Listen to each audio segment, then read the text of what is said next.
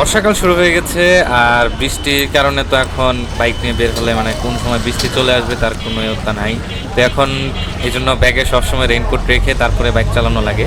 তো যাই হোক, এই বৃষ্টির মাঝখানে এখন হুট করে যাচ্ছিলাম, যাওয়ার পথে দেখলাম পুরো একটা পরিষ্কার দিন ছিল, এর মাঝখানে হুট করে বৃষ্টি চলে আসলো। তো বৃষ্টি চলে আসার কারণে বাইক নিয়ে এখন থাইমা বললাম, থাইমা আসলে এটা করে নিলাম রেইনকোটটা। তো রেইনকোট পরে এখন রওনা দিতেছি। তো রওনা দিতে আসি কারণ হইতেছে এখন বেশিক্ষণ এখানে অপেক্ষা করা যাবে না, বাড়ি যাইতে হইব এই কারণে।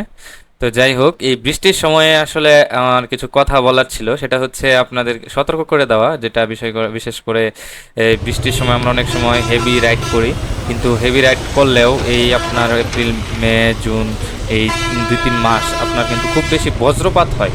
তো এই বজ্রপাতের কারণে কিন্তু আসলে অনেক সময় অনেক ক্ষতির সম্ভাবনা থাকে। তো এই কারণে মূলত ভাবলাম যে আজকে একটা ভিডিও বানাই ফেলাই এটা নিয়ে। সেটা হচ্ছে, যদি আপনি বাইক নিয়ে বের হন তাহলে আমি যেটা বলবো সেটা হচ্ছে, যদি দেখেন যে দিনের অবস্থা যে ঠাড়া পড়তেছে অর্থাৎ বজ্রপাত হইতেছে, তাহলে আসলে বাইক কিছুক্ষণের জন্য অফ রাখেন, চালানো কিছু একটা জায়গায় দাঁড়ায়া আর মনে করেন যে একটু সময় নেই। কারণ হচ্ছে এই বজ্রপাতের সময় আপনি যখন বাইকটা চালাবেন, কোন সময় কি দুর্ঘটনা করে এটা তো আর তার পাশে আরও কিছু কথা, সেটা হচ্ছে যে যখন বজ্রপাত হবে তখন অবশ্যই আপনারা চেষ্টা করবেন গাছপালা এড়িয়ে চলার, অর্থাৎ গাছের গোড়া থেকে মিনিমাম 4-5 মিটার দূরে থাকবেন, কখনো গাছের কাছাকাছি থাকবেন না। আর একটা বিষয় হচ্ছে খোলা মাঠে দৌড়াদৌড়ি করা। ধরেন যখন বজ্রপাত হয় বা বজ্রপাতের মতো পরিস্থিতি দাঁড়ায়, তখন কোথায় কখন কিভাবে বজ্রপাত হবে এটা তো আসলে কেউ বলতে পারে না। হুট করে বৃষ্টি আসে, হুট করে বজ্রপাত শুরু হয়ে যায় এবং এটা আসলে বলা যায় না। আর এই কারণে আসলে খোলা মাঠে দৌড়াদৌড়ি করা উচিত না।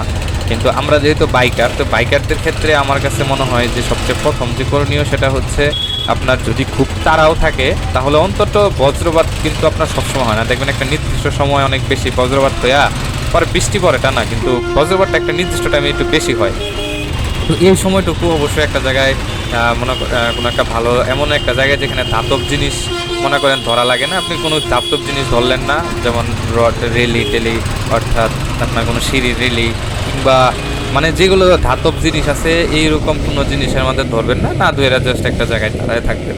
যেমন দেখা গেছে দোকানপাটের নিচে বা বিল্ডিংয়ের নিচে দাঁড়ালেন, আর কি গাছপালা থেকে একটু দূরে দেখা গেছে এমন জায়গায় দাঁড়াইলেন বাইরে, তো বাড়ির বাইরে কারো কোনো বাড়ির সামনে দাঁড়াইলেন কিন্তু সামনে একটা গাছ, তো এরকম জায়গার মধ্যে না দাঁড়ায় একটু মানে সেফ জায়গায় চলে যাবেন, সেফ জায়গায় চলে যায় একটু সময় নেবেন, সময় নিয়ে বৃষ্টিটা যখন থামবে বা বজ্রপাতটা অন্তত যখন থামবে তারপরে আপনি বাইক নিয়ে বেরিয়ে পড়েন।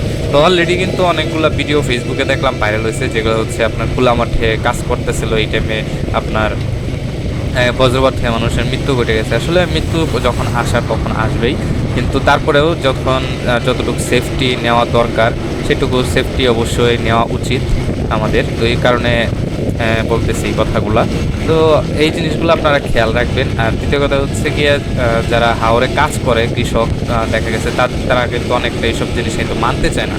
কিন্তু আমাদের বাইকার কমিউনিটির কিন্তু একটা বিষয় হচ্ছে যে মানুষকে সতর্ক করে দেওয়া। তো সতর্ক করে দেওয়ার প্রেক্ষিতে আমি বলবো তাদেরকেও আপনারা একটু চেষ্টা করবেন সতর্ক করে দেওয়ার, যেন তারা মানে যারা খেতে খোলায় কাজ করে তারা যেন বজ্রপাতের সময় খোলা মাঠে কাজ না করে, আর কাজ করলেও একসাথে যেন জড়ো হয়ে না থাকে, একটু দূরে দূরে মানে সরে সরে যেন কাজ করে। আর সবচেয়ে বেটার হচ্ছে ওই সময়টা আসলে ঘরে থাকা, ঘরের ভিতরে থাকা, ঘরের ভিতরে কোনো রেলিং টেলিং অর্থাৎ ধাতব জিনিস না ধরা, এই হচ্ছে বিষয়। তো যাই হোক, ভিডিওটা কেমন লাগলো সবাই জানাবেন। আসসালামু আলাইকুম।